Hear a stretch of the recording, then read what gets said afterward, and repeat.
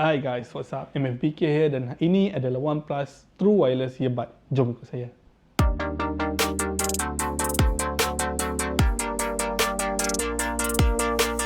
Apabila anda membuka kotak, terdapat earbud itu sendiri dan yang ada pada saya adalah dari varian berwarna putih.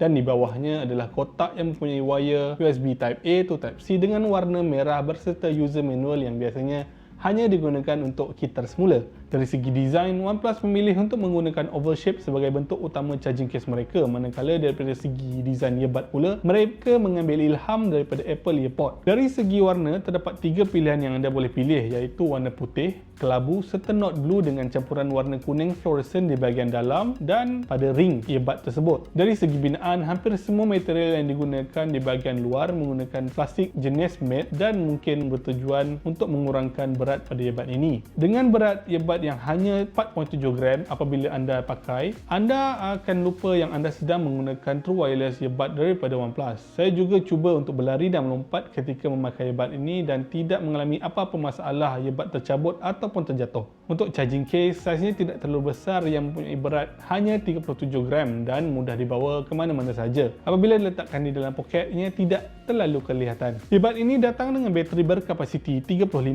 mAh untuk 1 bud dan 420 mAh untuk charging case, yang bermakna ianya boleh digunakan sehingga 7 jam dengan pengecasan penuh dan total of 30 jam dengan menggunakan charging case. Case untuk earbud ini boleh dicas menggunakan kabel jenis Type C di bahagian bawah.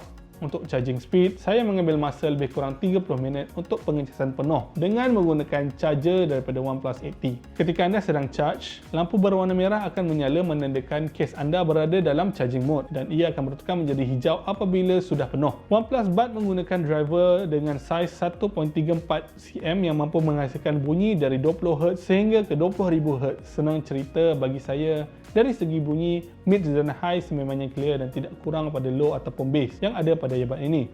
Akan tetapi, ini pendapat peribadi saya kurang suka dengan design open ear seperti ini dan lebih suka jenis in-ear earphone kerana passive sound oscillation yang lebih bagus berbanding earbud ini yang mana saya harus menggunakan volume yang kuat untuk menutup background noise di sekeliling saya. Earbud ini juga datang dengan 3 array mikrofon untuk memberi kualiti sound yang lebih baik ketika membuat panggilan. Dengan menggunakan Bluetooth 5, OnePlus menjanjikan low latency pairing apabila anda menggunakan OnePlus ini bersama peranti OnePlus. Senang cerita, untuk unlock full potential earbud ini, ianya harus di-pair dengan OnePlus devices. Apabila anda mengaktifkan Fanatic Mode ataupun Gaming Mode yang ada pada peranti OnePlus anda, minimum latency yang dijanjikan adalah kurang 103 millisecond supaya apa yang anda lihat sync dengan apa yang anda dengar. Untuk jarak, connection anda masih okey dalam jarak 10 meter tanpa ada halangan di antara anda dan phone. Untuk pairing proses ini mudah. Anda hanya perlu buka cap pada case dan hold button di belakang case selama 5 saat dan LED berwarna putih akan berkelip menandakan ianya berada dalam pairing mode.